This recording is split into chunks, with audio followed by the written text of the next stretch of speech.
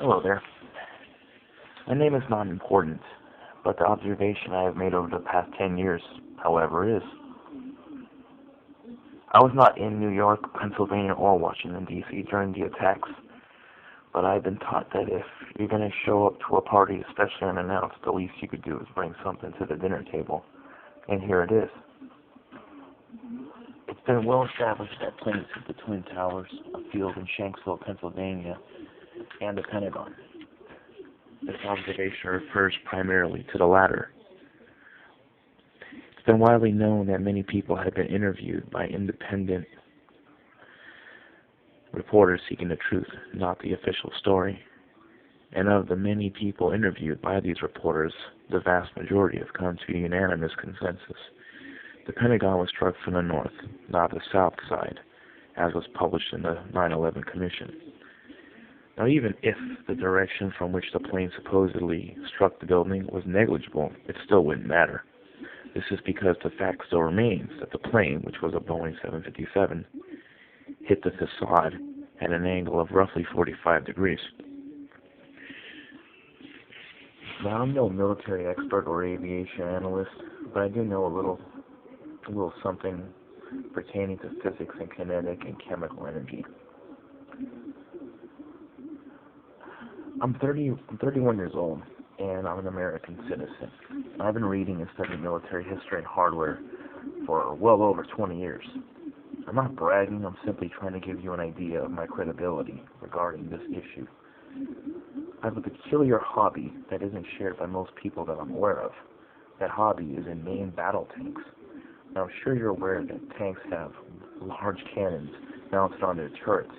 The smallest usually is about 76 to 105 millimeters, and the largest, to my knowledge, is about 152 millimeters.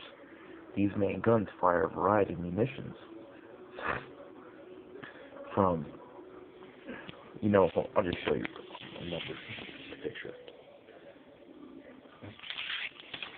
Those are the type of munitions that these tanks fire, and many more. These consist primarily of the armor-piercing, fin-stabilized, discarding sabot type of rounds, also known as APFSDS rounds.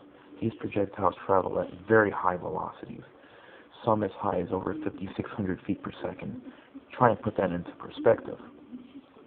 The sheer kinetic energy is what's used in the LRP, also known as long rod penetrator, to basically muscle its way through the armor. Chemical energy rounds, such as shape charges, are unnecessary, due in large part by the relatively flat trajectory the munitions have, provided that they hit their intended target at a 90-degree angle. This is paramount in armor penetration. As history has taught us, sloped armor, first used in T-34 tanks by the Russians, was crucial in negating the penetrative capabilities of armor-piercing projectiles. Standard tank armor consists predominantly of the high-hardness steel or rolled homogeneous armor.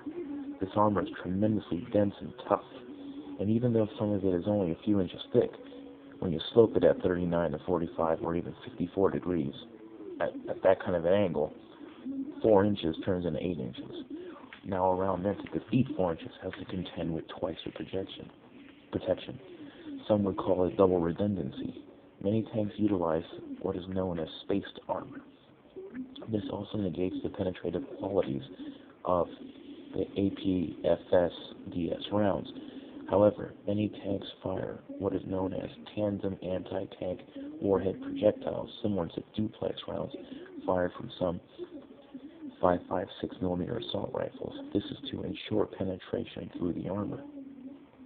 Now, you're probably wondering why I'm boring you with this technical jargon totally unrelated to planes. Well, the answer is simple. The Pentagon and the 757 that supposedly crashed into it are a lot like a physics lesson. Have you ever heard the phrase, unstoppable force meets immovable object? Of course you have. We all have. Well, try and imagine the 757, Flight 77, is the unstoppable force, and the Pentagon is the immovable object. The plane hit the building at a 45-degree angle at approximately 460 knots, right?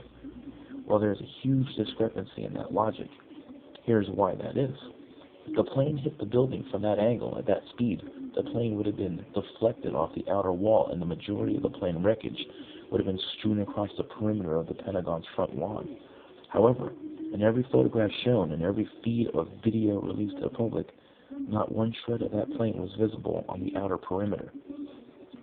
Also, in the photos depicting where the plane ultimately ended up after being swallowed up by the building, a perfectly round hole resulted from the plane's nose, supposedly piercing that wall. This too would be a physical impossibility, given the fact that the nose cone would have been obliterated from smashing into the outer wall.